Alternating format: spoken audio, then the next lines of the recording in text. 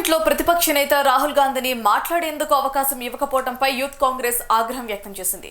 Hyderabad secretariat ముందు ఉన్న రాజీవ్ గాంధీ విగ్రహం నుంచి అంబేద్కర్ విగ్రహం వరకు యూత్ కాంగ్రెస్ అధ్యక్షుడు శివచరణ్ రెడ్డి ఆధ్వర్యంలో నిరసన ర్యాలీ చేపట్టారు. ప్రధాని మోదీ, హోంమంత్రి అమిత్ షాల చీకటి ఒప్పందాలను భారతదేశ ప్రజలకు రాహుల్ గాంధీ తెలియజేసే ప్రయత్నాలు చేస్తుంటే కుట్రపూరితంగా అడ్డుకున్నారని ఆరోపించారు. మోదీ ప్రభుత్వాన్ని గద్దెదింపే రోజులు దగ్గర పడ్డాయని జొక్కిడి శివచరణ్ రెడ్డి అన్నారు. మోదీ దిష్టిబొమ్మ దగ్ధం చేసేందుకు యూత్ కాంగ్రెస్ నాయకులు ఏర్పాటు చేస్తుండగా పోలీసులు అడ్డుకున్నారు. దిష్టిబొమ్మను తీసుకొని వెళ్తున్న పోలీసులతో యూత్ కాంగ్రెస్ నాయకులు వాగ్వాదానికి దిగారు. దీంతో పోలీసులు, యూత్ కాంగ్రెస్ నాయకుల మధ్య తోపులాట నెలకొంది.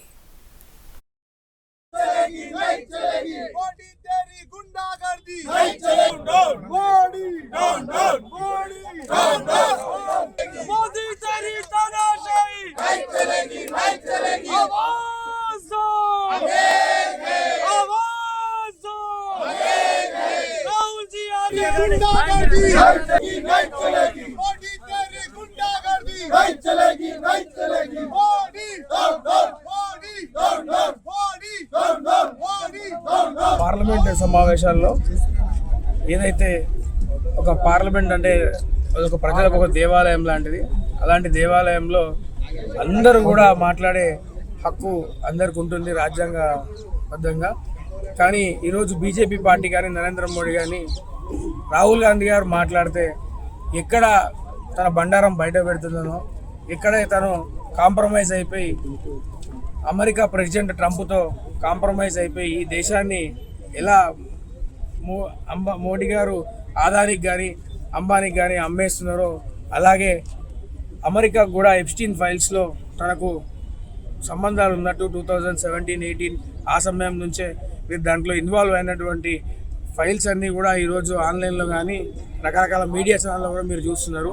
అంటే దేశాన్ని ఒక చీకటి కోణంలోకి నెట్టివేస్తూ ఎవరు కూడా మాట్లాడొద్దు, కనీసం పత్రికలకు కానీ, ప్రెస్కి, ఎలక్ట్రానిక్ మీడియాకు కూడా ఎటువంటి ఇంటర్వ్యూలు కానీ ప్రశ్నలు అడిగే హక్కును కూడా ఈరోజు మన దేశ ప్రధానమంత్రి మోడీ గారు వివరిస్తున్నారు.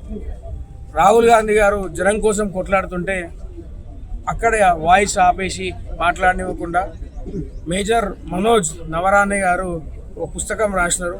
ఆ రోజు జనరల్ గారు, ఆ జనరల్ గారి మీద కూడా ఒక బుక్ రాస్తే దాన్ని రిలీజ్ చేయకుండా ఈరోజు అడ్డుకుంటున్నారు. అంటే ఎంత భయం అంటే మా గురించి ఎక్కడ బయటపడిపోతుంది అని చెప్పి రాహుల్ గాంధీ గారిని ఈరోజు ఎన్ని విధాలుగా అడ్డుకోనికి ప్రయత్నిస్తారు. రకరకాల కేసులు పెట్టడం కానీ ఈరోజు దేశ చరిత్రలో అంటే రాజ్యాంగం అంటే వీళ్ళకి ఒక విలువ లేని పుస్తకంగా మారిపోయింది.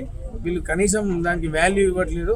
రాహుల్ గాంధీ గారు వాళ్ళ వాయిస్ని ఆపేయచ్చు, కానీ ఆ రోజు పార్లమెంట్లో బయట రాహుల్ గాంధీ గారి వెంట ఈ దేశ ప్రజలు కానీ యువజన కాంగ్రెస్ తరఫున తెలంగాణలో కాకుండా రాష్ట్ర వ్యాప్తంగా, దేశవ్యాప్తంగా మేము ఆందోళన చేస్తున్నాము. రాహుల్ గాంధీ గారికి మాట్లాడనివ్వాలి.